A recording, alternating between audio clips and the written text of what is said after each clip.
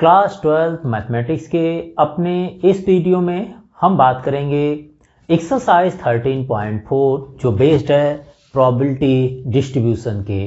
पिछले वीडियो तक हमने एक्सरसाइज 13.3 के जो बेस थ्योरम और थ्योरम ऑफ टोटल प्रोबेबिलिटी को डिस्कस किए थे। आप उस वीडियो को देख सकते हैं।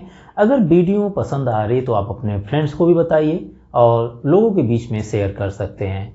ठीक है, तो चलिए शुरुआत करते हैं प्रोबेबिलिटी डिस्ट्रीब्यूशन के लिए। प्रोबेबिलिटी डिस्ट्रीब्यूशन जो कि एक्सरसाइज 13.4 के क्वेश्चन इन्हीं बेस पर है। इसको समझने के लिए सबसे पहले एक एग्जांपल लेते हैं। मान लेते हैं हमने किसी एक कॉइन को 3 टाइम टॉस करते हैं, ठीक है ना। अगर किसी कॉइन को 3 टाइम टॉस करते हैं तो सैंपल स्पेस क्या हो सकता है। हम बात कर रहे हैं सैंपल स्पेस के लिए।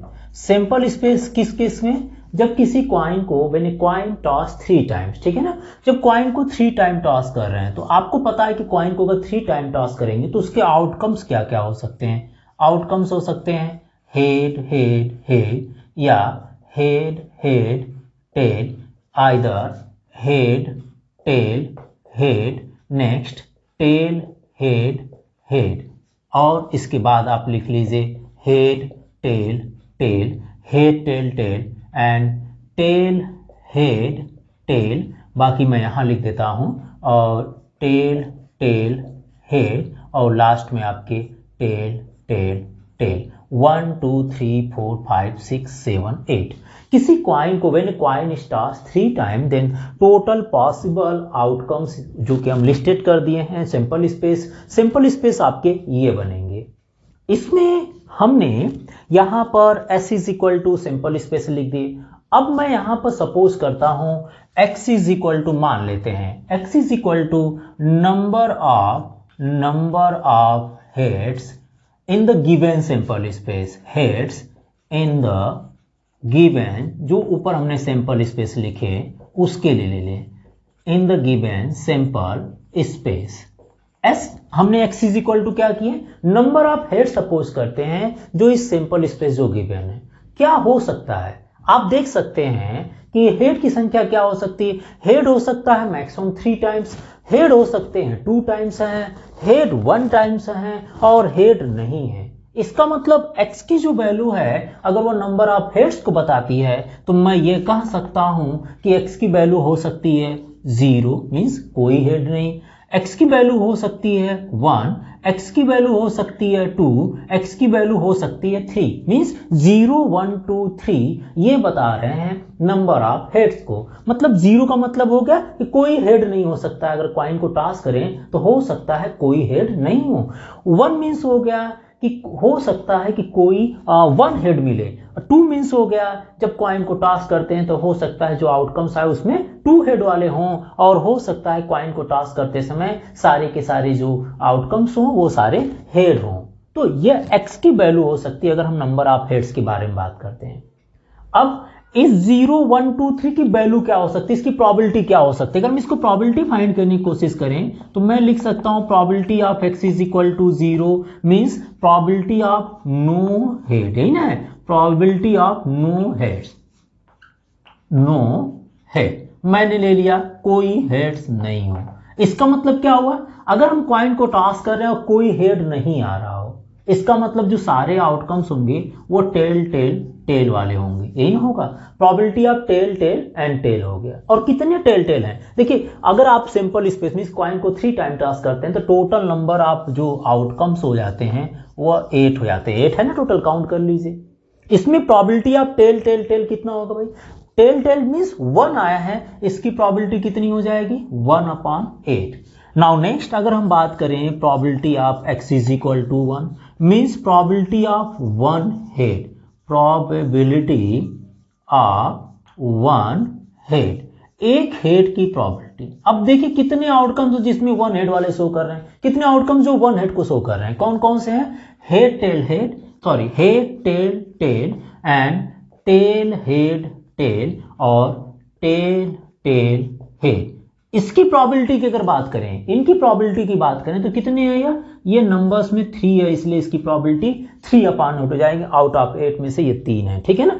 Similarly probability of x is equal to 2 की बात करें, इसका मतलब हमसे पूछा जा रहा है probability of 2 heads. Probability of 2 heads, ऐसे कितने कॉइन्स हैं, जो ऐसे कितने आउटकम्स जो 2 हेड को शो कर रहा है, उनको अगर देखें तो ये हमारे पास 2 हेड के लिए head head tail, next is head tail head, next is tail head head, कितने हैं 3/8 है। एंड लास्ट में probability of x is equal to 3 which is equal to probability of 3 heads. Probability of 3 head, 3 head मतलब वो कौन से coin है जो 3 हेड दिखाएं, कितने आउटकम्स है, तो हम बोलेंगे एक ही है जो कि 3 हेड, मतलब 1 टाइम्स ऐसा हो सकता है जिसमें सारे आउटकम्स जो हेड हेड हेड हो, तो ये आ गया 1/8। अगर ये जो वैल्यू हमने फाइंड किया उसके रिस्पेक्ट में प्रोबेबिलिटी फाइंड की, अगर इसको टेबल में रिप्रेजेंट करते हैं, टेबल फॉर्म में रिप्रेजेंट करते हैं, मान लेते हैं हमने ये एक टेबल बना दिए, ये एक छोटा सा टेबल बना देते हैं, ठीक है ना, जिसमें x और इसके रिस्पेक्ट में जो प्रोबेबिलिटी है उसको रिप्रेजेंट कर रहे हैं। चलिए x लेते हैं और उसके रिस्पेक्ट में जो उसकी प्रोबेबिलिटी आई, x is equal to 0, then probability कितनी आई थी 1/8 है x इज इक्वल टू 0 पर, and x is equal to 2 होने पर, x इज इक्वल टू 1 होने पर, है ना, x इज इक्वल टू 0 के बाद x is equal to 1 head होने पर उसकी प्रोबेबिलिटी यहाँ पे कितनी है 3/8 है। x इज इक्वल टू 2 होने पर प्रोबेबिलिटी कितनी आई थी 3/8 आ गई। x इज इक्वल टू 3 होने पर प्रोबेबिलिटी कितनी थी 1/8। ये जो टेबल बना है इसी को बोलते हैं प्रोबेबिलिटी डिस्ट्रीब्यूशन टेबल। इसको क्या बोलते हैं, प्रोबेबिलिटी डिस्ट्रीब्यूशन टेबल, इसी को, ठीक है ना। और सारा जो एक्सरसाइज है वह इसी टेबल पर डिपेंड करेगा, इसको बोलते हैं प्रोबेबिलिटी डिस्ट्रीब्यूशन टेबल। वहां पर x इज इक्वल टू जो वैल्यू है 0 1 2 3 आर कॉल्ड रैंडम वेरिएबल। इसको क्या बोलते हैं, आर कॉल्ड रैंडम वेरिएबल, इसको रैंडम वेरिएबल बोलते हैं, रैंडम वेरिएबल्स। और जिसके रिस्पेक्ट में इनकी जो वैल्यू मिली है, probability of x is called probability distribution is called probability is called px is called probability distribution। याद रखिएगा किसको क्या बोलते हैं, ठीक है ना, is called probability distribution, और ये टोटल मिलकर probability distribution टेबल बनता है, ठीक है। तो आपने समझ लिया कि प्रोबेबिलिटी डिस्ट्रीब्यूशन टेबल कैसे तैयार करना है। कोई भी आउटकम्स, कोई भी सैंपल स्पेस आपको इवेंट दिया जाएगा, उसके बेसिस पर आप सैंपल स्पेस फाइंड करेंगे। सबसे पहले सैंपल स्पेस फाइंड करने के बाद आपको कंडीशन दी जाएगी कि आपको नंबर ऑफ हेड के बेसिस पर प्रोबेबिलिटी डिस्ट्रीब्यूशन टेबल तैयार करना है। तो नंबर ऑफ हेड बेसिस पर बात कर रहे हैं तो इसके रिस्पेक्ट में सपोज कर लीजिएगा कि मिनिमम और मैक्सिमम क्या हो सकते हैं। किसी कॉइन को अगर 3 टाइम टॉस कर सकते हैं तो मिनिमम हो सकता है कि कोई हेड नहीं हो, और मैक्सिमम कॉइन को 3 टाइम टॉस करने पर मैक्सिमम 3 हेड होगा। अगर कॉइन को 2 टाइम टॉस करना हो तो 2 टाइम में आप समझ सकते हैं कि 0 1 एंड 2 होगा, मैक्सिमम 2 ही हेड होगा, उससे ज्यादा तो हेड होगा नहीं। तो यहां पर रैंडम वेरिएबल आपको आना चाहिए कि कैसे x की वैल्यू क्या क्या हो सकती है, और जब ये x की वैल्यू आपने देख ली तो उसके बेसिस पर ये जो सैंपल स्पेस आप लिखेंगे उनके आउटकम्स को देखते हैं उनकी प्रोबेबिलिटी लिख लेंगे और उसको एक टेबल में लिख देंगे जिसको हम बोलते हैं प्रोबेबिलिटी डिस्ट्रीब्यूशन टेबल। ये टेबल प्रोबेबिलिटी डिस्ट्रीब्यूशन मींस ये डिस्ट्रीब्यूशन जो है वो प्रोबेबिलिटी डिस्ट्रीब्यूशन तभी कहा जाएगा, उसके लिए भी एक कंडीशन है। क्या कंडीशन है कि आपकी जो वैल्यू होनी चाहिए, प्रोबेबिलिटी ऑफ x की जो वैल्यू होगी, ये प्रोबेबिलिटी ऑफ x की जो वैल्यू होनी चाहिए वो ऑलवेज इक्वल टू 1 होने चाहिए। अगर इनका सम 1 के इक्वल है तब ये डिस्ट्रीब्यूशन जो टेबल बन रहा है वो प्रोबेबिलिटी डिस्ट्रीब्यूशन टेबल होगा, ठीक है ना। मतलब इनका सम करके देख लीजिए आप, जैसे 1/8 plus 3/8 and plus 3/8 and plus 1/8 को ऐड करेंगे तो 8/8 मीन्स 1 मिल जाएगा। इसका मतलब ये जो ये डिस्ट्रीब्यूशन है वो प्रोबेबिलिटी डिस्ट्रीब्यूशन है, ठीक है। ये भी कंडीशन आपको याद रखना है कि सबसे पहले प्रोबेबिलिटी ऑफ x की जो हमने जो रैंडम वेरिएबल की प्रोबेबिलिटी फाइंड की है, ये सारे का सम, इन सभी प्रोबेबिलिटीज जो मिल रही है हमें, इनका सम इक्वल टू 1 होना चाहिए। तो ये टेबल जो है प्रोबेबिलिटी डिस्ट्रीब्यूशन टेबल होगा। तो आपके पास ये कंडीशन होगी, उसके बाद आपने टेबल तैयार कर लेंगे, प्रोबेबिलिटी डिस्ट्रीब्यूशन टेबल तैयार हो जाएगा। अब जब प्रोबेबिलिटी डिस्ट्रीब्यूशन टेबल तैयार होगा तो इसके बाद हमारे क्वेश्चन शुरू होते हैं। अभी जो सीबीएसई 2020 एंड 21 में जो पेपर सीबीएसई बोर्ड का होने वाला उसमें तो ओनली प्रोबेबिलिटी डिस्ट्रीब्यूशन टेबल तक के क्वेश्चंस पूछे जाएंगे, लेकिन आगे आपकी बुक में मीन, जिसको एक्सपेक्टेड वैल्यू बोलते हैं, वेरिएंस और स्टैंडर्ड डेविएशन के भी क्वेश्चन दिए गए। तो हम इस वीडियो में सारे टॉपिक की बात करेंगे। तो अगर आपने प्रोबेबिलिटी डिस्ट्रीब्यूशन टेबल तैयार कर लिए हैं तो मीन कैसे निकालेंगे हम उसके बारे में बात कर लेते हैं। चलिए, तो प्रोबेबिलिटी डिस्ट्रीब्यूशन पहले आपका याद रखिएगा, अगर मीन पूछेगा तब भी प्रोबेबिलिटी डिस्ट्रीब्यूशन टेबल तैयार करना है, और प्रोबेबिलिटी डिस्ट्रीब्यूशन टेबल तैयार करना है तो समझ लीजिए तैयार करना ही है। वेरिएंस पूछा जाएगा तो भी समझ लीजिए कि प्रोबेबिलिटी डिस्ट्रीब्यूशन टेबल बिना आप वेरिएंस नहीं फाइंड कर सकते हैं, ठीक है ना। तो ये सारे केसेस में आपको प्रोबेबिलिटी डिस्ट्रीब्यूशन टेबल फाइंड करना होगा। अब हम बात करेंगे कि अगर हमने प्रोबेबिलिटी डिस्ट्रीब्यूशन टेबल तैयार कर लिए तो हम मीन कैसे फाइंड करेंगे। मीन, जिसको बोलते हैं एक्सपेक्टेड वैल्यू, मीन या एक्सपेक्टेड वैल्यू, जिसको रिप्रेजेंट करने के लिए EX से रिप्रेजेंट कर देते हैं, या इसको हम बोलते हैं मैथमेटिकल एक्सपेक्टेशन, इसको भी इस तरह से भी बोल सकते हैं। अगर आपसे ये भी पूछा मैथमेटिकल एक्सपेक्टेशन, ठीक है ना, अगर ये आपसे पूछ देता है तो इसका मतलब आप समझ लीजिएगा मैथमेटिकल एक्सपेक्टेशन। तो ये सारे पॉइंट अगर आपसे पूछता है तो इसको फाइंड कैसे करते हैं। मैथमेटिकल एक्सपेक्टेशन या मीन को पूछा जाता है, जिसको x बार भी लिख देते हैं या EX लिखते हैं, विच इज इक्वल टू, आपने टेबल तैयार कर लिए। तो मैथमेटिकल एक्सपेक्टेशन या एक्सपेक्टेड वैल्यू या मीन कैसे फाइंड करेंगे, उसके लिए आप कीजिए क्या, इसमें रैंडम वेरिएबल और उसके रिस्पेक्ट में जो उसकी प्रोबेबिलिटी मिली, इन दोनों का मल्टीप्लाई करते चलिए और ऐड करते चलिए। मींस 0 को मल्टीप्लाई कीजिए 1/8 से, प्लस 1 को मल्टीप्लाई कीजिए, 1 है तो उसका प्रोबेबिलिटी कितना आया था 3/8। रैंडम वेरिएबल अगर आपके पास 2 थे तो उसकी प्रोबेबिलिटी कितनी थी 3/8। रैंडम वेरिएबल अगर 3 है तो प्रोबेबिलिटी कितनी थी 1/8। आप इसको कैलकुलेट कर लीजिए। कैलकुलेट करने के बाद जो भी वैल्यू आए, मान लीजिए आपने आया 3/8 हो गया 6, और 6 + 3 है ना, 6 + 3 9, 9 और 9 3 12, मीन्स 12/8, ये मीन निकल गया। इसका मतलब आप फार्मूला कैसे फाइंड करेंगे, तो मीन निकालने के लिए फार्मूला हो गया sigma xi, and xi means ये जो रैंडम वेरिएबल, और उसके रिस्पेक्ट में जो उसकी प्रोबेबिलिटी होती है इसको लिख दीजिए pxi से। और i's क्या होगा, i's values from 1 to n कर सकते हैं। मतलब अगर ये 4 हैं तो ये हो सकता है सिग्मा i's वैल्यू 1 to 4, और ये जो होंगे वो xi और pxi, अगर ये 4 हैं तो आपके पास है ना टेबल में जो रैंडम वेरिएबल अगर 4 है तो आपने ये 4 लिख दिए। अगर रैंडम वेरिएबल n टाइम्स तक है तो n टाइम्स तक लिखेंगे। मतलब ये पूरा हमने जो इस तरह से लिखे हैं, इसका शॉर्ट फॉर्म हम लिख दिए sigma i's values from 1 to n xi और pxi। मीन्स इन दोनों का मल्टीप्लाई करेंगे, इसका मल्टीप्लाई, इसका मल्टीप्लाई, इसका मल्टीप्लाई, और सबको ऐड कर देंगे तो आपको क्या मिल जाएगा, मीन मिल जाएगा, ठीक है ना। अब मीन आपने फाइंड कर लिए, तो मीन के बाद अगला जो पॉइंट आता है वो वेरिएंस के लिए होता है।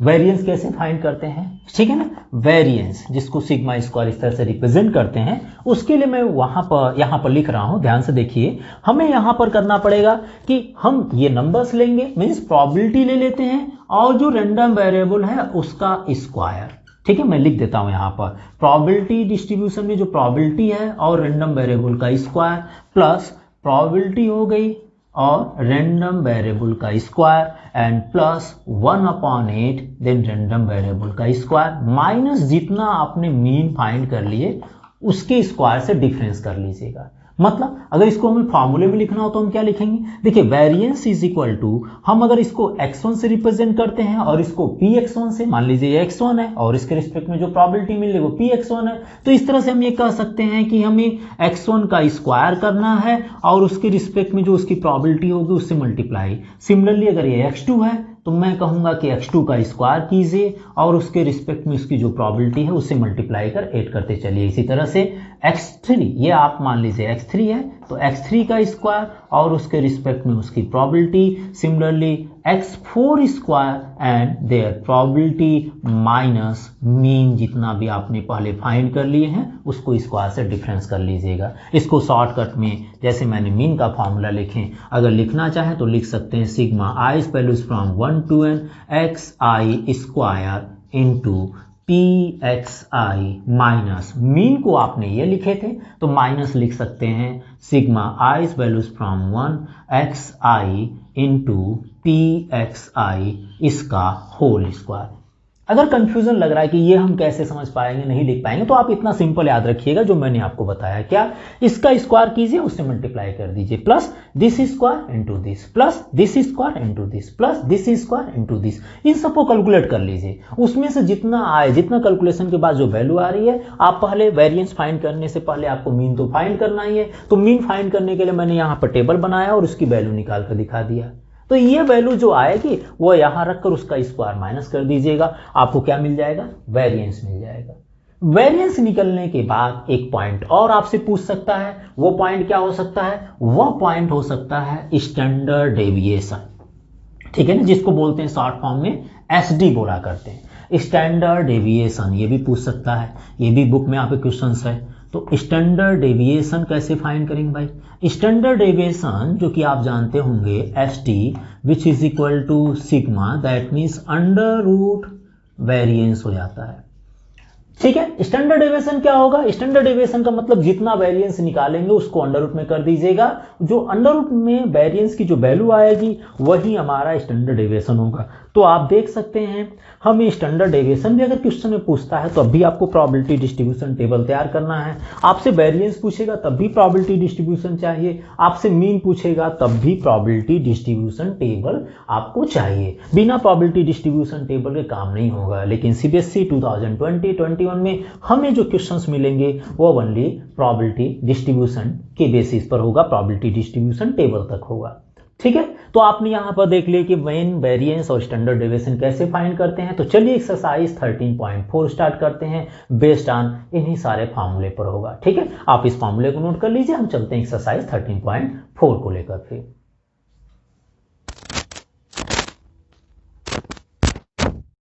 एक्सरसाइज 13.4 पेज नंबर 569 है, जैसा कि आप लोग बुक अपना ओपन कर देख सकते हैं। इसमें क्वेश्चन नंबर 1 पूछा है, state which of the following are not probability distributions of random variable, give reason for your answer. आपको रीजन बताना है कि इसमें जो टेबल बना है ये प्रोबेबिलिटी डिस्ट्रीब्यूशन टेबल कौन सा नहीं है, या ये प्रोबेबिलिटी डिस्ट्रीब्यूशन है या नहीं, उसके लिए आप बताइए है या नहीं, और अगर नहीं तो उसका रीजन बताना है। तो देख सकते हैं सबसे पहले तो हम ये बात करेंगे कि मैंने भी बताया था कि कोई भी टेबल में प्रोबेबिलिटी डिस्ट्रीब्यूशन अगर हम देख रहे हैं तो प्रोबेबिलिटी डिस्ट्रीब्यूशन में जितनी भी प्रोबेबिलिटीज होती है सबका सम इक्वल टू 1 हो सकता है। इसका सम हमेशा क्या होना चाहिए, 1 होना चाहिए। मतलब हम यहाँ पर कह सकते हैं I values from 1 to n pxi is equal to 1। ये सारी जितनी प्रोबेबिलिटीज बनी है इनका सम अगर 1 है तो ये टेबल प्रोबेबिलिटी डिस्ट्रीब्यूशन टेबल सही बना हुआ है, ठीक है ना। दूसरी चीज है, आप इसमें और कंफ्यूजन नहीं होइएगा क्योंकि प्रोबेबिलिटीज आप जानते हैं, प्रोबेबिलिटीज किसी भी इवेंट्स में जो प्रोबेबिलिटीज होती है वो हमेशा 0 से लेकर और 1 के बिटवीन या 0 to 1 होती, जिसमें 0 और 1 आपके 1 श्योर इवेंट के लिए हुआ करता है और 0 उन इवेंट्स के लिए होता है जिसकी प्रोबेबिलिटी हैपेंड नहीं होती। जैसे मान लीजिए कॉइन को आपने टॉस कर दिए और कॉइन टॉस ना होकर वह इस तरह से स्टैंड कर गया, तो जब ना तो हेड आया ना तो टेल आया, जहां पर हम बोल सकते हैं ना तो हेड आया ना तो टेल मिले, इसका मतलब वहां पर प्रोबेबिलिटी 0 बन रही है, तो हम उसको बोल सकते हैं, ठीक है ना। और क्वाइन अगर दोनों साइड में हेड और हेड है तो उस समय प्रोबेबिलिटीज 1 हो सकती है, जिसको हम बोलते हैं श्योर, कि दोनों साइड में अगर हेड है क्वाइन को टॉस करेंगे तो दोनों साइड में हेड आ सकता है, किसी भी साइड हेड आएगा, इसका मतलब वहां पर श्योर इवेंट है। तो प्रोबेबिलिटी ऑफ एक्स, जिसमें कि जितने भी प्रोबेबिलिटी डिस्ट्रीब्यूशन टेबल बने हुए हैं इसमें सभी प्रोबेबिलिटीज का सम 1 होना चाहिए। दूसरी चीज है कि प्रोबेबिलिटीज ऑलवेज 0 to 1 के बिटवीन हो, माइनस नहीं हो, ये चलेगा, ठीक है ना, ये होना चाहिए। और साथ ही साथ आप ये कंफ्यूजन मत होइएगा, जैसे यहां पर बात कर रहे हैं रैंडम वेरिएबल की, बिकॉज वाई रैंडम वेरिएबल है, तो रैंडम वेरिएबल नेगेटिव और पॉजिटिव कुछ भी हो सकती है। क्यों हो सकती है, जैसे मान लीजिए हमारे पास एक क्वेश्चन दे दिया कि एक नंबर आपको दिया गया 0 1 2 3 -1 2 1 3, इसमें आपसे पूछा जाए कि रैंडम वेरिएबल मींस -1 की प्रोबेबिलिटी पूछा जाए, तो -1 की प्रोबेबिलिटी पूछा जा सकता है। -1 कितने टाइम्स आए, तो आप बता देंगे -1 इसमें 2 टाइम्स आया है, तो यहां हो गया 2 अपॉन कितने नंबर्स में से -1 की बात कर रहा, तो यह है 1 2 3 4 5 6 7 8 9, तो ये 9 हो गया। प्रोबेबिलिटी आज -1 कितना होगा, 2/9 होगा, अगर ये नंबर्स आपको गिवन है। इसका मतलब ये कह सकते हैं कि रैंडम वेरिएबल की माइनस वैल्यूज जो होती है माइनस प्लस कुछ भी हो सकती है, तो हमें इस पर ध्यान नहीं देना है कि ये माइनस है या प्लस है। हमें एक ही चीज़ देखनी है कि हमारे पास जो प्रॉबिलिटी डिस्ट्रीब्यूशन है उसका सम 1 होना चाहिए या और उसका सम 0 to 1 और या तो 0 या 1 भी हो सकता है, तो ये लेकर चलना हमें, ठीक है ना। अगर ये इन कंडीशन को फॉलो करेगा तो हम बोलेंगे ये प्रॉबिलिटी डिस्ट्रीब्यूशन टेबल सही है। तो चलिए देखते हैं सबसे पहले क्वेश्चंस में क्या सारे जो प्रॉबिलिटीज रैंडम वेरिएबल की जो प्रॉबिलिटीज मिल रही है उनका सम 1 है। तो आप देख सकते हैं इसमें प्रॉबिलिटीज ऑफ x मींस इनकी वैल्यूज कितनी है 0.4 प्लस 0.4 प्लस 0.2 कितना आ जाएगा 1 आ जाएगा। 8 कर लीजिए 0.8 and 0.2 is equal to 1.0 means इसकी प्रॉबिलिटीज 1 है। तो ये प्रॉबिलिटी डिस्ट्रीब्यूशन टेबल बना हुआ है, ये सही बना है, ठीक है ना। नेक्स्ट की बात करते हैं, जैसे इसमें सेकेंड की बात कर रहे हैं। सेकेंड में अगर हम कंडीशन देखें कि इसका सम 1 है कि नहीं, तो आप इससे भी वेरीफाई कर सकते हैं। देखिए 1 5 on 7 5 on 6 प्लस 2 7 और 7 प्लस 3 10 10 माइनस 1 9 हो गया। उसके बाद अगर प्रॉबिलिटी की बात करें तो प्रॉबिलिटी नेगेटिव नहीं होनी चाहिए, तो यहाँ पर लिख सकते हैं प्रॉबिलिटी ऑफ एक्स। अगर आपको वैसे लगता है कि 5 2 7 3 10 11 है -1 हो जा रहा है, लेकिन प्रॉबिलिटी नेगेटिव नहीं होनी चाहिए, तो आप यहाँ लिख दीजिए कि probability of x should not be negative, so it is not a probability distribution, ठीक है ना। तो ये probability distribution टेबल नहीं होगा, नहीं है, क्रॉस कर दिए मैंने यहाँ पर, ठीक है ना, क्या इसकी वैल्यू नेगेटिव आ रही है। थर्ड की बात करते हैं। थर्ड में क्या है, यहाँ पर देखिए रैंडम वेरिएबल की वैल्यू माइनस है, वो हो सकती है माइनस, लेकिन प्रॉबिलिटीज जो डिस्ट्रीब्यूशन बन रहा वो माइनस में नहीं होना चाहिए। मैंने कंडीशन पहले ही बता दिया था। तो आप क्या देखेंगे अब इसमें आप देखेंगे कि प्रॉबिलिटीज ऑफ वाई जो प्रॉबिलिटी डिस्ट्रीब्यूशन बने हैं इनकी जो प्रॉबिलिटीज आ रही है वह इनका सम कितना आ रहा है। तो देखिए 6 2 8 और 1 9 आ रहा है, इसका मतलब नॉट इक्वल टू 1 है। सो ये प्रॉबिलिटी डिस्ट्रीब्यूशन नहीं बना रहे हैं, ठीक है ना। प्रॉबिलिटी डिस्ट्रीब्यूशन जो टेबल प्रॉबिलिटी डिस्ट्रीब्यूशन टेबल नहीं माना जाएगा। नेक्स्ट की बात करते हैं। इसमें सेम कंडीशन आप देख लीजिएगा, रैंडम वेरिएबल की वैल्यू माइनस हो सकती है, लेकिन प्रॉबिलिटीज में क्या होने चाहिए, माइनस नहीं होना चाहिए, और साथ ही साथ इनका सम हमेशा 1 के इक्वल है। तो आप इसको ऐड कर देख सकते हैं। हम यहाँ पर 4 पार्ट की बात कर रहे हैं, तो probability of z which is equal to 0.3 plus 2 कितना होगा 3 2 5 5 4 9 9 1 10, मतलब यह आ गया 10 मीन्स हो गया 1.0 and 0.05 that means 1.05 which is not equal to 1। So ये भी आपका प्रॉबिलिटी डिस्ट्रीब्यूशन टेबल नहीं बनाएगा, इसका मतलब ओनली 1 बना रहा है, ठीक है ना। तो यहाँ ऑप्शन ओनली 1 प्रॉबिलिटी डिस्ट्रीब्यूशन के लिए ये भी नहीं बना रहा था और हमारे पास ये भी नहीं बना रहा है, ठीक है ना। तो आप इसको एक बार नोट कर लीजिए। हम चलते हैं अगले क्वेश्चन की तरफ। क्वेश्चन नंबर 2 लेकर चल रहे हैं। क्वेश्चन नंबर 2 है an urn content 5 red and 2 black ball. Red ball कितने हैं, रेड बॉल आपके पास 5 है एंड ब्लैक बॉल कितने हैं, ब्लैक बॉल्स R2 है। रेड बॉल आपके पास 5 है, यहाँ पर रेड बॉल लिख दिए, रेड बॉल 5 है और ब्लैक बॉल 2 है। 2 बॉल आर ड्रॉन रेंडमली, ठीक है ना, 2 ball are randomly drawn.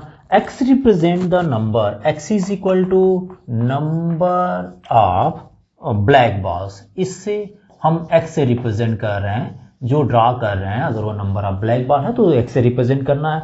So what are the possible value of x की वैल्यू पूछा है and is x is a random variable, आपको ये भी बतानी है। तो यहाँ पर तो बहुत ज़्यादा दिक्कत नहीं आएगी, बिकॉज अगर आपसे पूछा है कि what are the possible values of x, अगर 5 देखिए रेड आपके पास 5 है और ब्लैक बॉल 2 है। अब अगर ड्रा करने जाते हैं, ठीक है ना, तो पहली बार में जब आप बैक में सपोज कीजिए हाथ डालते हैं और पहली बार में हो सकता है कि आपके पास कोई भी ब्लैक बॉल ना आए। दूसरी बार में कि आप देखिए नंबर ऑफ ब्लैक बॉल और आपको ड्रा क्या करना है, 2 बॉल आप रेंडमली ड्रा कर रहे हैं, 2 बॉल आप ड्रा कर रहे हैं। इसका मतलब पहली बार हो सकता है कि दोनों बॉल क्या मिल जाए, रेड मिल जाए, ठीक है ना, रेड बॉल मिल जाए। दूसरी बार हम ब्लैक बॉल की बात कर रहे हैं, तो ब्लैक बॉल में कंडीशन क्या बनेगी, 3 बन सकती है। क्या बन सकते हैं, पहली बार में कोई ब्लैक बॉल नहीं हो, दूसरी बार में 1 ब्लैक बॉल हो जाए और तीसरी बार में दोनों के दोनों जो बॉल आए वो ब्लैक बॉल हो। यही ना हो सकता है, बिकॉज मैक्सिमम ब्लैक बॉल कितना है, 2 है और x रिप्रेजेंट क्या कर रहा है, नंबर ऑफ ब्लैक बॉल को। तो जब किसी चीज के बारे में ओनली ब्लैक बॉल की बात करिए, रेड की बात नहीं, हम अगर ब्लैक बॉल की बात करें तो पहले बार हाथ डालने पर हम रेड ब्लैक बॉल नहीं फाइंड कर सकते, यह हो सकता है। दूसरी बार दूसरी बार क्या हो सकता है 1 ब्लैक बार मिल जाए। अब ये कहीं थोड़ी नहीं कहेंगे बार बार हम हाथ डालते जा रहे हैं, हो सकता है पहली बार में भी ब्लैक ना मिले, दूसरी बार में ब्लैक नहीं मिले, तो ये तो प्रॉबिलिटी एक ही में काउंट हो जाती है, ठीक है ना। तो हम पहली बार में नो ब्लैक बॉल, दूसरी बार में 1 ब्लैक बॉल फाइंड करते हैं, है ना, 1 ब्लैक हो अदर रेड हो जाए, और तीसरी बार में दोनों के दोनों जो बॉल होने चाहिए हमारे हाथ में आ रहा है वो दोनों ब्लैक बॉल हो। तो what is the random variable, x की वैल्यू क्या हो सकती है, एक्स की वैल्यू हो सकती है 0, 1 एंड 2, ओनली यही हो सकता है, ठीक है ना।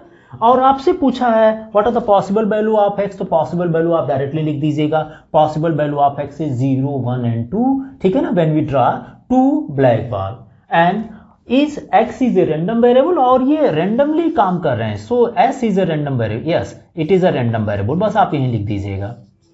इसमें कुछ खास नहीं था बिकॉज ये रैंडमली ही काम हो रहा है, तो ये एक रैंडम वेरिएबल ही होगा, ठीक है ना। हमें प्रोबेबिलिटी डिस्ट्रीब्यूशन भी नहीं तैयार करना, ना कुछ करना है, ओनली आपसे पूछा था आपने लिख दिए, ठीक है। नाउ नेक्स्ट चलते हैं क्वेश्चन नंबर इसके 3 की बात करने के लिए।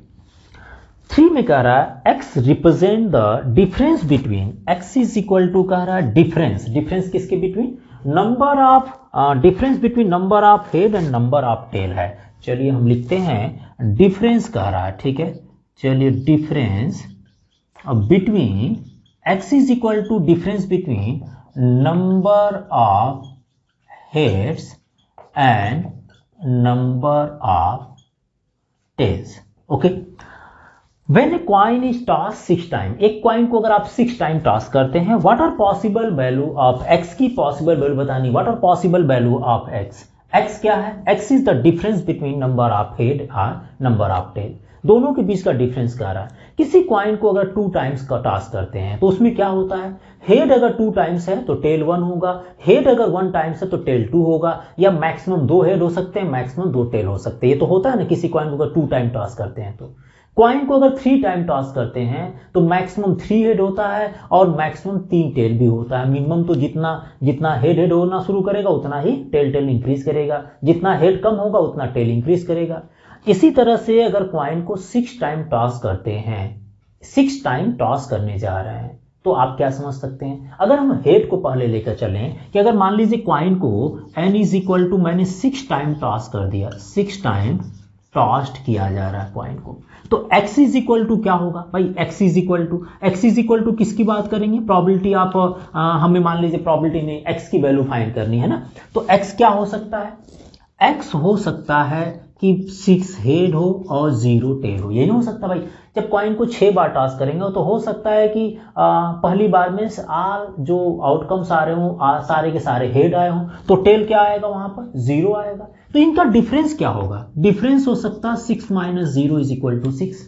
नंबर देखिए ये नहीं कहा है कि पहले नंबर ऑफ हेड हो बाद में नंबर ऑफ टेल हो, बस ये कहा है कि नंबर ऑफ हेड और टेल के बीच का डिफरेंस होना चाहिए। तो नंबर ऑफ हेड और टेल के बीच का डिफरेंस 6 हो सकता है। अगर वो टेल पहले होगा तो 0 माइनस 6 हो जाएगा, लेकिन माइनस नहीं लिखेंगे, हम क्या लिखेंगे पॉजिटिव, क्योंकि या तो हेड हो या तो टेल हो, हमेशा जो डिफरेंस आएगा वो 6 का ही आएगा। हम तो नहीं कहेंगे माइनस 6 का आएगा, हम क्यों पहले टेल को ले, हम मान लेते हैं पहले हेड हो, ठीक है ना। तो कंडीशन याद रखिएगा ये जो वैल्यू होनी चाहिए वो पॉजिटिव है, क्योंकि ये नहीं कहेंगे कि डिफरेंस बिटवीन सर हेड ले लेंगे पहले, अगर 0 मान लेते हैं और टेल आपका 6 मानेंगे तो 0 माइनस 6, ये आपसे नहीं कहा कि 0 माइनस 6 हो। डिफरेंस क्या आ सकता है, तो डिफरेंस ये आ सकता है कि दोनों के बीच का डिफरेंस जो होगा 6 ही आएगा, ठीक है ना। चाहे हेड और टेल का करें चाहे टेल और हेड का डिफरेंस करें, क्योंकि भाई जब हेड की बात कर रहे हैं मतलब अगर 6 हेड और 0 टेल हो या 6 टेल और 0 हेड हो तो डिफरेंस तो 6 ही आएगा, ठीक है ना, माइनस नहीं बात करनी हमें। इसी तरह से x इज इक्वल टू अगर मान लीजिए 5 हेड हो जाए 1 टेल आए तो क्या करेंगे, इसमें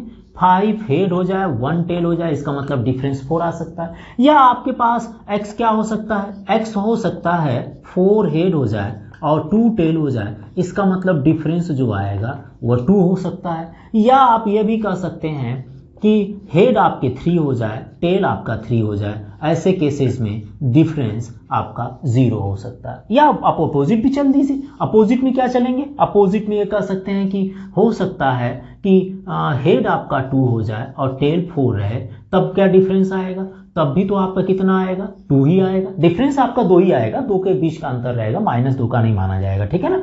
और अगर आपके पास हेड 3 हो और इसको आपने कम करते तो आप अगर इसको कम कर रहे हैं तो मान लीजिए हेड आपके पास 1 आ जा रहा है, यहाँ पर आपने 3 ले लिए थे, ठीक है ना, 3 के बाद 2, 1 हेड ले लिए तो टेल कितना होगा, 5 टेल होगा। इसका मतलब यहाँ पर जो टेल होगा वो आपके 5 टेल होंगे। तो 5 टेल का डिफरेंस आप देख लीजिए, 5 टेल का मतलब 1 minus 5 which is equal to 4।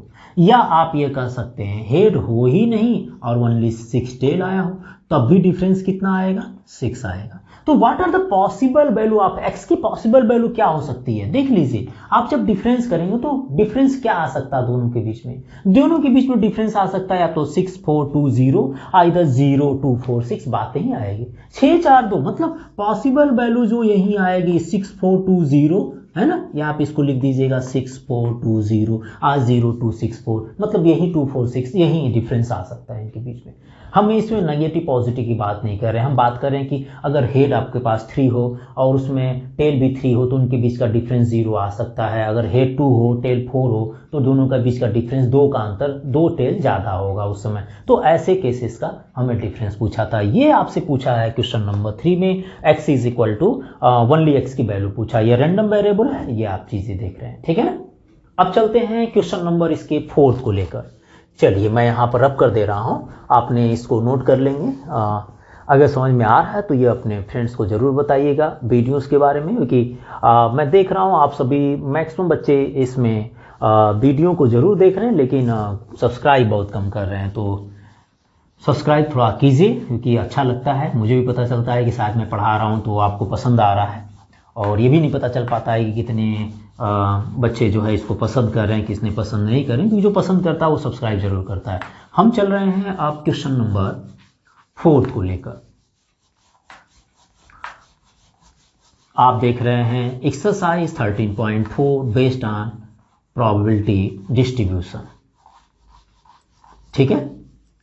चलिए क्वेश्चन नंबर हम लेकर चल रहे हैं 4 को। क्वेश्चन नंबर 4 है फाइंड द प्रोबेबिलिटी डिस्ट्रीब्यूशन, आपसे पूछा गया है क्वेश्चन नंबर 4 में।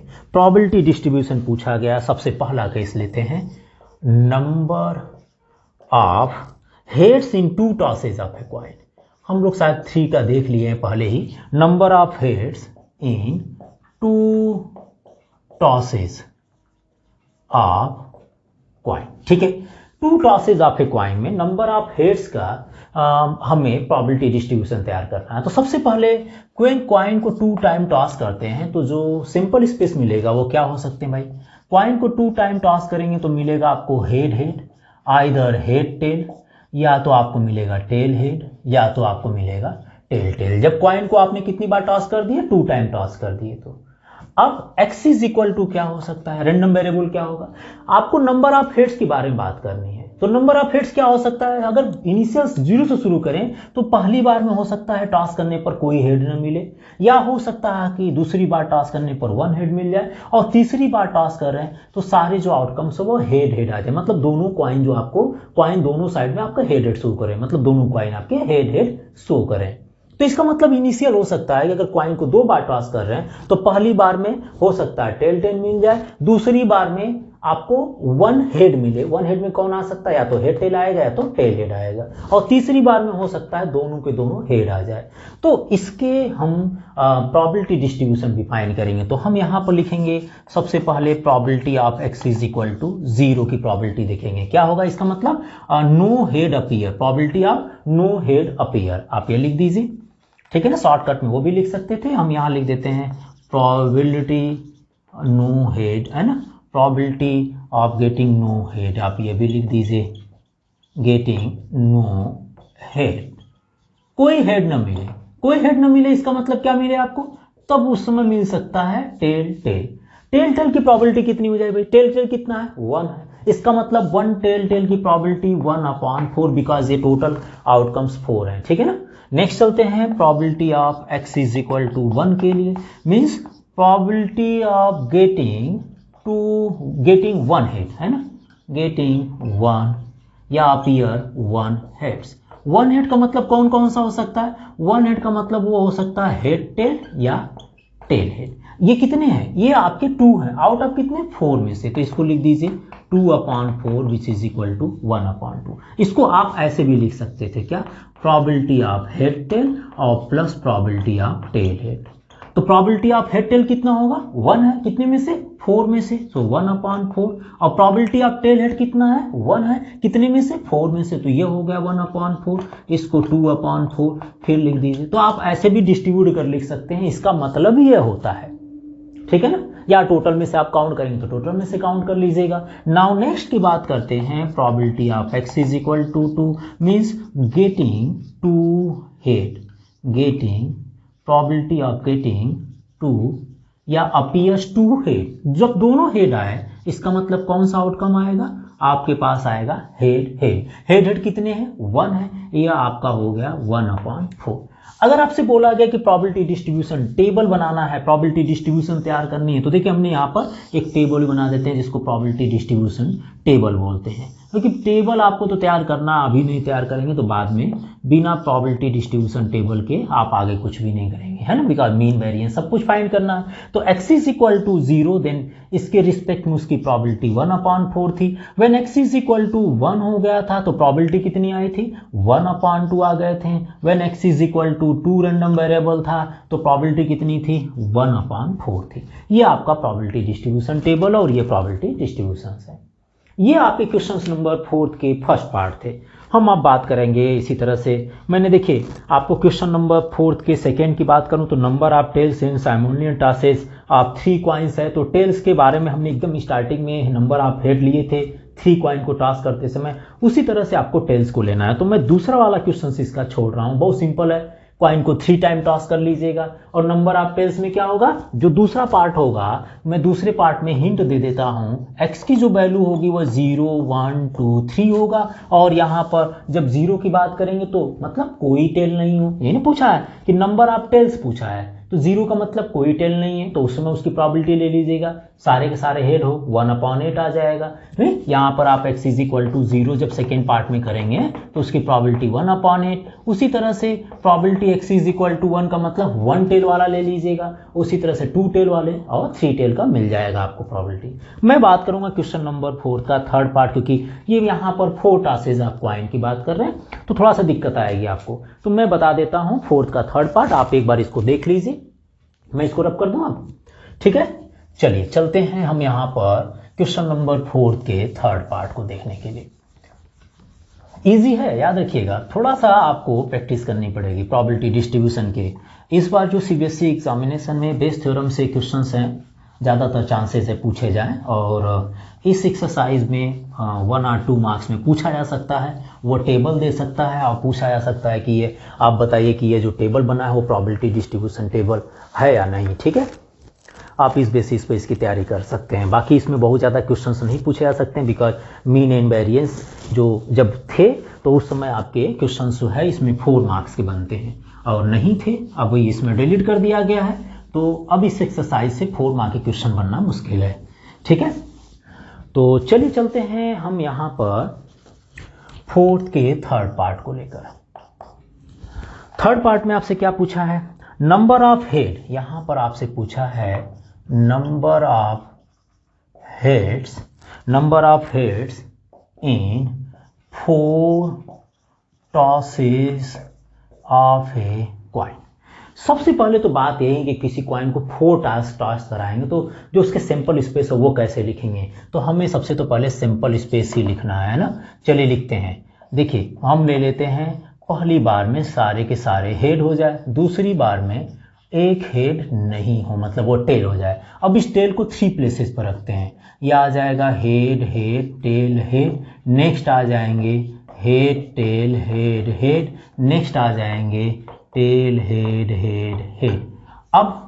अब लेते हैं 2 टेल को लेकर चलते हैं, तो क्या आएगा हेड हेड टेल टेल, तो कितना होगा हेड टेल टेल हेड। आगे चलें इसके तो ये बन सकता है टेल टेल हेड हेड, आगे और बनेगा इसमें, है ना, ये क्या बनेंगे टेल हेड या हेड टेल हेड टेल। कितना हुआ आपके, देखिए टोटल 4 है, इसका मतलब कॉइन को 4 टाइम टॉस कराने का मतलब 16 सैंपल स्पेस होना चाहिए, 16 आउटकम्स आना चाहिए। तो देखिए ये हो गया हेड टेल टेल, है ना, हेड टेल टेल हो गया, और ये आ गया टेल टेल हेड हो गया। और लास्ट में भी अगर हमने ले लिए, अभी एक और बच सकता है कि टेल टेल हेड हो गया, और पहला और लास्ट में हो गया, बीच में हो गया, ठीक है, एक फर्स्ट एक लास्ट में हो गया, एक लास्ट एक फर्स्ट में हो गया। अब 3 को लेकर चलते हैं, तो 3 में क्या होगा, हेड टेल टेल टेल, या इसको लिख दीजिए टेल हेड टेल टेल, और बनेगा क्या, टेल टेल हेड टेल, या टेल टेल टेल हेड, ठीक है ना। कितना हुआ, 1 2 3 4 5 6 7 8 9 10 11 12 13 14, और अभी हमारे पास 2 और बनेगा, 14 15 एंड 16, ठीक है। तो यहाँ पर एक और इसमें मिस्टेक है, एक आप देख लीजिए कौन सा बन सकता है। हेड टेल टेल हो गया, टेल हेड टेल टेल हो गया, टेल टेल हेड टेल हो गया, ठीक है, and tail tail tail head हो गया। इसमें एक और बन जाएगा, इसमें और कौन सा बन सकता भाई, इसमें बन सकता है टेल टेल हो गए, टेल टेल हेड हेड हो गया, हेड टेल टेल हो गया, और अगर हेड हेड टेल टेल ले लिए, ठीक है, टेल हेड हेड टेल कर दें, tail head head tail, tail head head and tail, ये नहीं बना था इसमें, देख लीजिए बना है, टेल हेड टेल हो गया, नहीं बना था ना, टेल हेड हेड टेल हो गया, और एक नहीं बना था, ये आउटकम्स पहले नहीं बन पाया था, और एक लास्ट हो जाएगा, सारे के सारे टेल हो जाएंगे। एक बार हम इसको फिर से काउंट कर लेते हैं, तो कितना हो गया, 1 2 3 4 5 6 7 8 now 9 10 11 12 13 14 15 and 16, 2 to the power 4 which is equal to 16 आ गया। अब हमें x इज इक्वल टू कह रहा number of head in 4 task, x is equal to number of head की बात कर रहा है, तो नंबर ऑफ हेड क्या हो सकता है, हो सकता है पहली बार टास्क करने पर कोई हेड ना मिले, दूसरी बार टास्क करने पर 1 हेड मिल जाए, तीसरी बार टास्क करने पर 2 हेड मिल जाए, चौथी बार टास्क करने पर 3 हेड मिल जाए, और उसके बाद लास्ट में 5वीं बार टास्क करने पर सारे के सारे 4 हेड मिल जाए। देखिए हमें नंबर आप कितनी है, 4 टाइम टास्क करना है ना, तो 4 टाइम्स का मतलब क्या हो सकता है, पहली बार में कोई हेड ना मिले, दूसरी बार में क्या मिल सकता है, हमारे पास 1 हेड आ जाए, तीसरी बार में 2 हेड वाले हों, चौथी बार में 3 हेड वाले हैं, और हमारे पास उसके बाद हमने टास्क किए 5वीं बार में तो चारों के चारों हेड मिल जाए। तो number of head in 4 task of a coin, तो 0 1 2 3 एंड 4, बिकॉज 4 लेंगे तो हमारे पास वो सारे आ जाएंगे, 0 मीन्स 1, 0 मीन्स क्या हो गया, कोई हेड नहीं हो, ठीक है, तो वो टेल टेल हो जाएंगे। तो चलिए लिख लेते हैं पहले इसको, है ना, probability of x is equal to 0 means यहाँ पर ले लेते हैं शॉर्टकट में, नो हेड अपीयर, कोई हेड नहीं मिला हो, तो इसका मतलब कौन सा हो सकता है, कोई हेड नहीं आया हो तो सारे के सारे टेल आए हों, और ये कितना होगा, 1/16 हो जाएगा, ठीक है ना। चलिए थोड़ा लॉन्ग है इसलिए ध्यान से देख कर लिख लेंगे, प्रोबेबिलिटी ऑफ 1 हेड अपीयर, एक हेड वाले, 1 हेड अपीयर, एक हेड मिलता हो, एक हेड वाले जितने हैं उसको लिख लीजिए, 1 हेड वाले कितने भाई, 1 हेड वाले हमारे पास यहाँ से शुरू हुआ, इसका मतलब हेड टेल टेल टेल, ठीक है ना, उसके बाद tail head tail tail, next है हमारे पास टेल टेल हेड टेल, और नेक्स्ट हमारे पास tail tail tail head, which is equal to, ये कितने हैं, 4/16, 4/16 हो गया। नाउ नेक्स्ट लेकर चलिए, x इज इक्वल टू 2 लेकर चलिए, मतलब हमारे पास हो गया 2 हेड्स अपीयर, 2 हेड अपीयर, कितना होगा, 2 हेड वाले कितने हैं, जब हम तीसरी x इज इक्वल टू 2 का मतलब 2 हेड अपीयर हो जा रहे हैं, ठीक है ना, 1 माइन पहली बार में 0, दूसरी बार में 1, तीसरी बार में 2, इसी तरह से लेकर चलना है। तो 2 हेड अपीयर का मतलब हो गया कौन कौन सा, 2 हेड में कौन कौन सा आ जाए भाई, 2 हेड में हमारे पास हो जाएंगे यहाँ से, तो इसको लिख लीजिए हेड हेड टेल टेल, और head tail tail head, next आ जाएंगे tail tail head head, tail tail head head, और tail head tail head tail head, and next is 2 head के लिए इनको भी लेना पड़ेगा, तो ये आ जाएगा हेड टेल हेड टेल, और लास्ट में यहाँ 2 हेड के लिए टेल हेड हेड टेल। ये कितने में है, 1 2 3 4 5 6, इसका मतलब ये आ गया 6/16, and x is equal to 3rd time means 3 head appear, 2 head appear हो गया, x is equal to 0 no head, 1 head, 2 head and 3 head appear लिख लेते हैं, 3 हेड्स अपीयर, वो सारे ले लीजिए रैंडम वेरिएबल जिसमें 3 हेड अपीयर हों। तो सारे 3 हेड अपीयर वाले में कौन कौन से आ जाएंगे ये देख लीजिए। 3 हेड अपीयर में यहाँ से शुरू होगा, है ना, head head head tail, next is head head tail head, and next is head tail head head, और उसके बाद tail head head head, only ये आएंगे। ये आपका हो गया 4/16।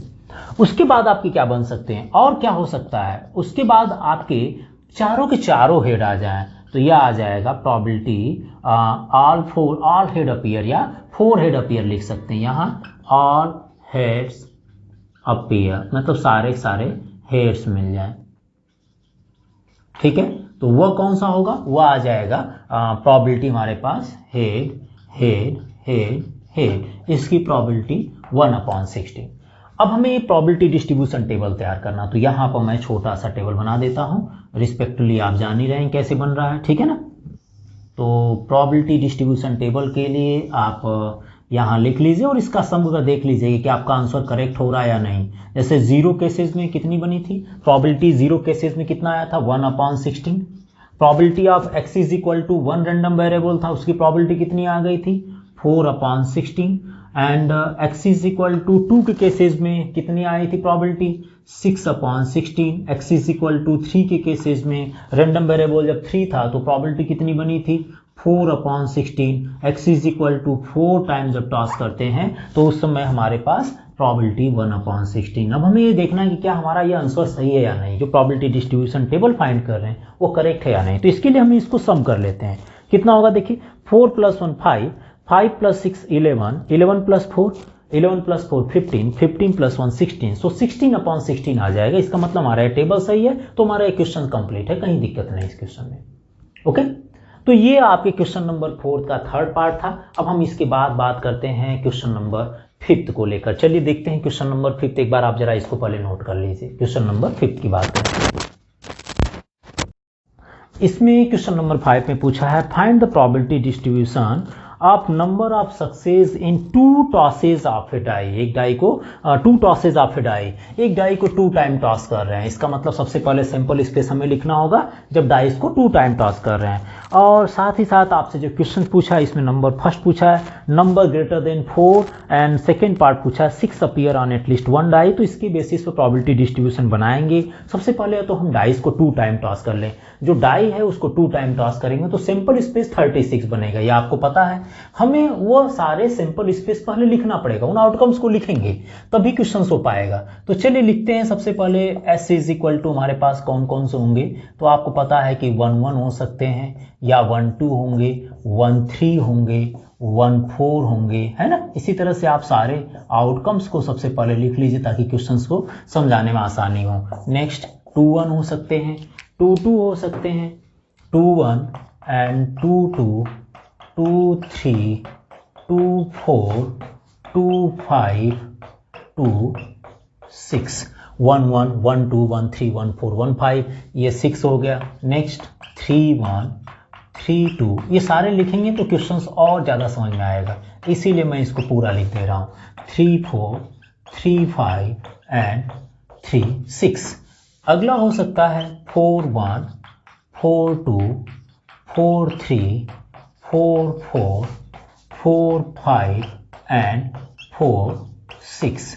Next 5 1 5 2 5 3 5 4 5 5 and 5 6।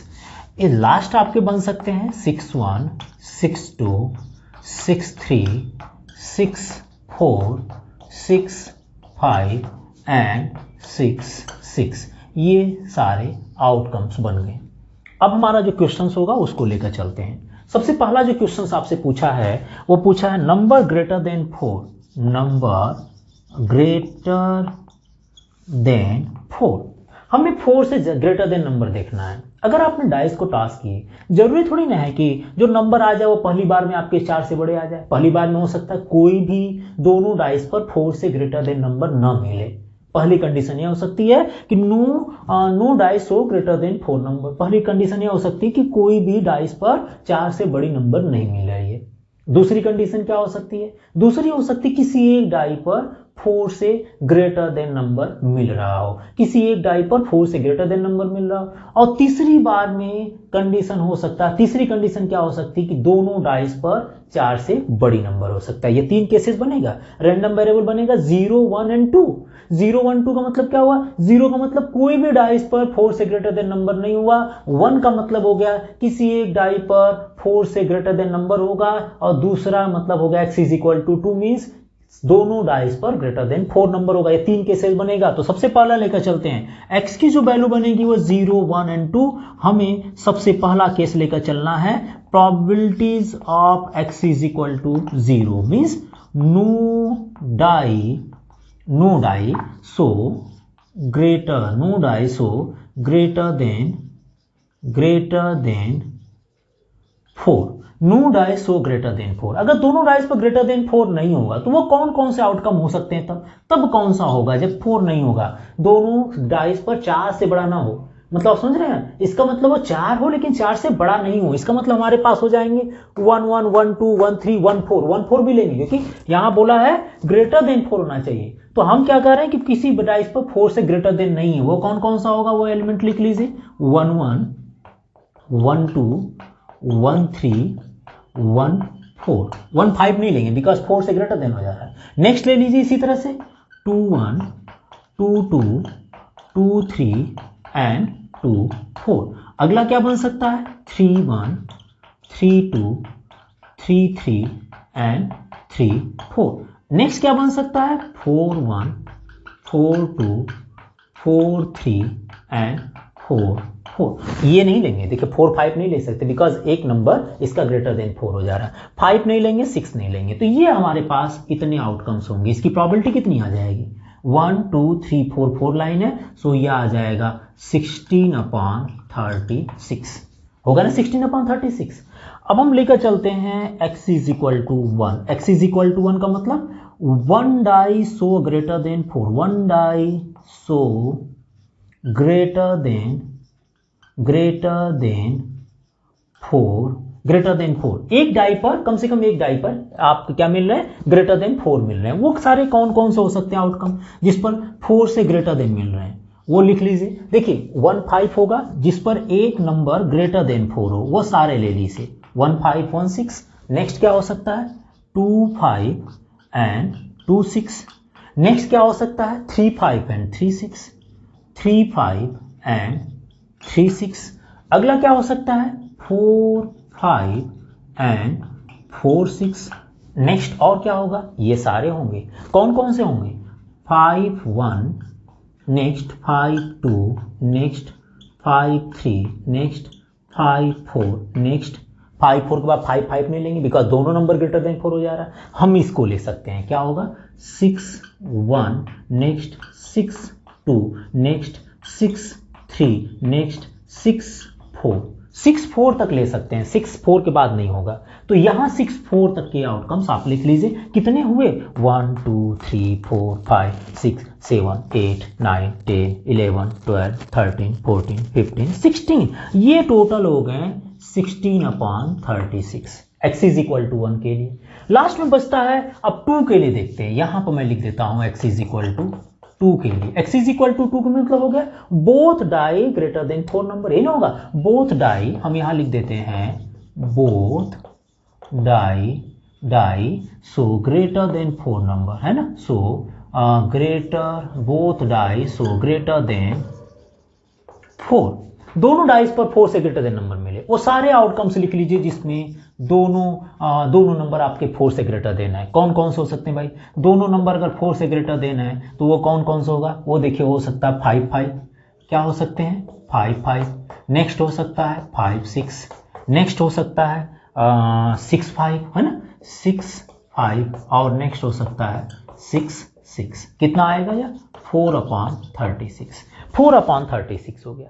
अब ये देखना है टेबल बनाकर कि क्या ये प्रोबेबिलिटी डिस्ट्रीब्यूशन टेबल है। मैं छोटा सा यहाँ टेबल बना देता हूँ, आप लोग समझ गए हैं कैसे तैयार करना, मेन तो वही है ना। तो 0 पर प्रोबेबिलिटी कितनी आई थी, when x is equal to 0 means no number no dice so greater than 4। ऐसे केसेस में प्रोबेबिलिटी कितनी आई थी 16/36। When x is equal to 1 था तो प्रोबेबिलिटी कितनी बनी थी, x इज इक्वल टू 1 पर 16/36 और x इज इक्वल टू 2 पर कितना हुआ 4/36। ऐड करके देख लीजिए कितना हुआ, 16 3 था 32, 32 प्लस 4 36। इसका मतलब ये जो टेबल बना हो वो एकदम करेक्ट है। क्लियर हो गया क्वेश्चन। ये आपको कैसे करना है, किसी एक डाई पर पहले ग्रेटर देन 4 नहीं हो, दोनों डाइस पर फिर उसके बाद 1 डाई पर ग्रेटर देन 4 हो और लास्ट में दोनों डाइस पर ग्रेटर देन 4 नंबर हो। ये कर कर आप ये प्रोबेबिलिटी डिस्ट्रीब्यूशन टेबल बना लेंगे। चलिए इसके सेकेंड पार्ट की बात करते हैं। सेकेंड पार्ट में क्या कर रहा है, सेकेंड पार्ट में 6 अपीयर बात कर रहा है, तो हमें ये तो आउटकम ऐसे ही रहने देते हैं, हम यहां पर रब कर दे रहे हैं। आपने इसको देख लिए होंगे, एक बार ध्यान से स्क्रीनशॉट ले लीजिए पहले। चलिए चल रहे हैं। क्वेश्चन थोड़ा सा लिखने में ज़्यादा दिक्कत होगी, अगर आप इसको नहीं लिखना चाहेंगे तो थोड़ा सा ये दिक्कत आया, कोई भी आउटकम्स आपसे छूट सकता है, इसलिए मैंने कहा कि आप पूरा लिख लीजिए तो आपको समझने में आसानी होगी, और लिख कर करेंगे तो ज़्यादा बेटर भी रहेगा, कहीं मिस्टेक होने का चांस नहीं रहेगा। फिर आप देख रहे हैं एक्सरसाइज 13.4 और प्रोबेबिलिटी डिस्ट्रीब्यूशन, ये आपका प्रोबेबिलिटी डिस्ट्रीब्यूशन टेबल था, ठीक है।